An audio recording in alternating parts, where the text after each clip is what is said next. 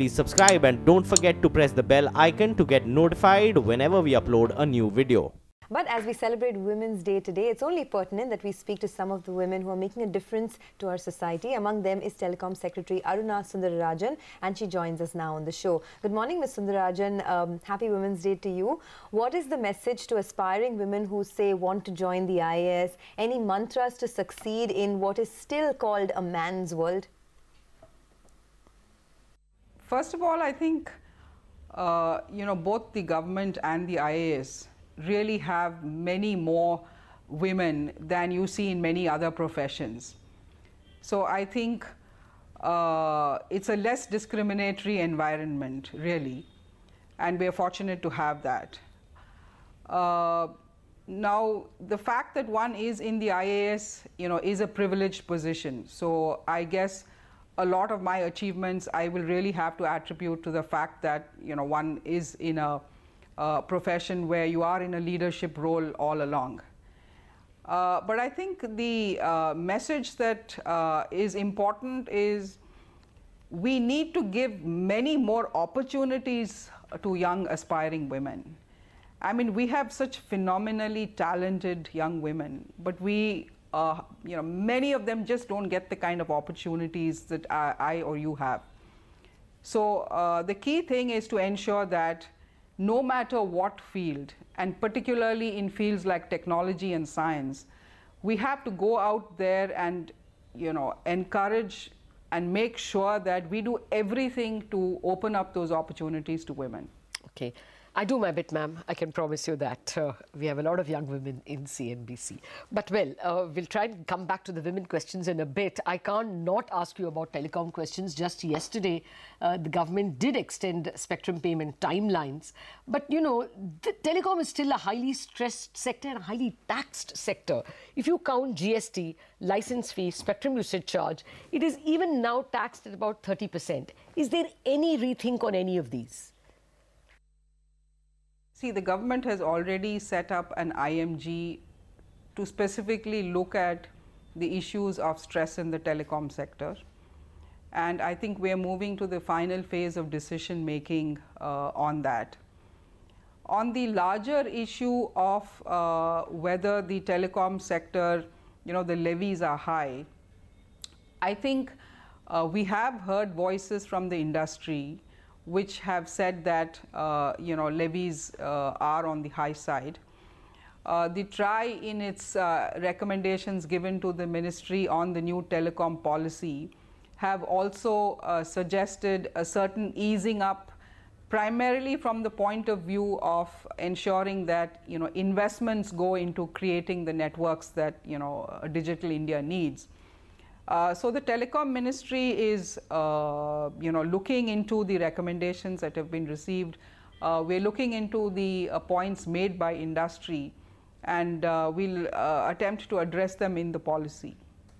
Okay, by the way, the mid-cap index is almost in the red. It is up only about 15 points now. And just keep an eye on PSU banks, Canara Bank in particular, for last many days now, that is the one which has led the decline in the PSU banking pack, and once again making lows of the morning. So I don't know, something wrong with the stock for last 2 or 3 days. Yes, bank is showing a lot of pain. Yes, so there is clearly a bit of a pain in the banking space. That's not going away easily. But Mr. Sundararajan, good morning. Will there be any move to align our domestic spectrum prices to global prices?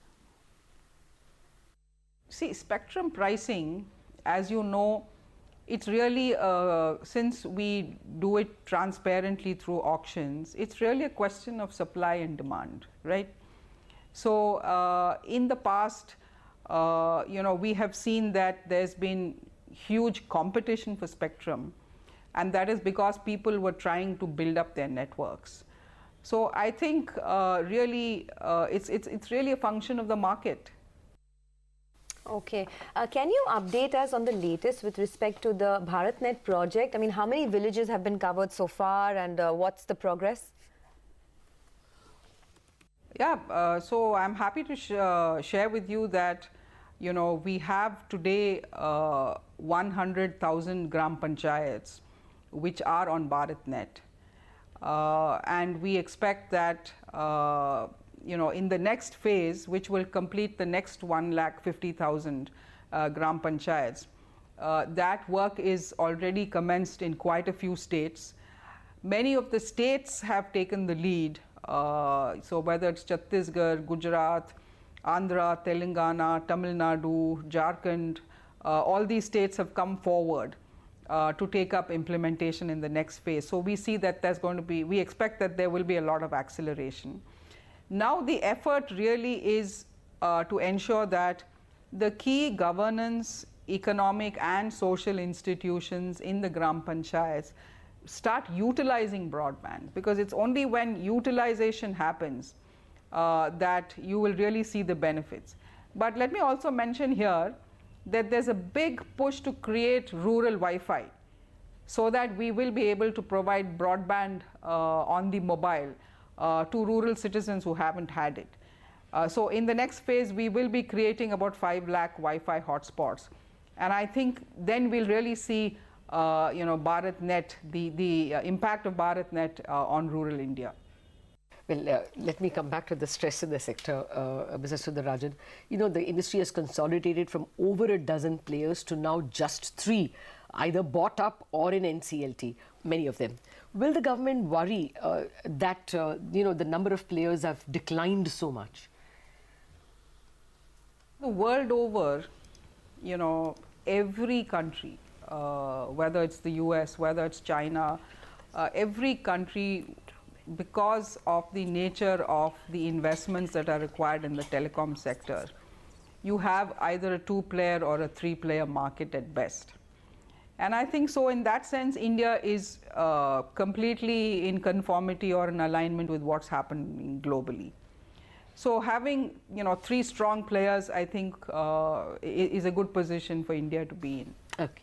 Okay, that's about the sector. But coming back, since we're celebrating Women's Day, I have to ask this to you. The recent Maternity Benefit Act allows 6 months leave and makes providing creche facilities mandatory as well. It's helped a lot of women, but can we say that the law has sufficiently empowered the young mother now? I think we have come a long way. And this is certainly a major step in the direction of ensuring that, women who are of a particular age do get an opportunity also to attend to their families.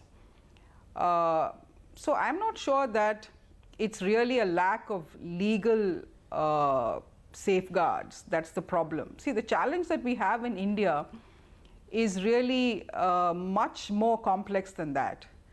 And I think it is really to do with the fact that women, right from the beginning, are in an environment where they are expected to behave differently, expected to do different things, expected to respond differently. So I think it's much more complex, much more deeply entrenched than something that can be attributed to a lack of laws. I think on laws, actually, India does fairly well. We have some of the most progressive laws anywhere.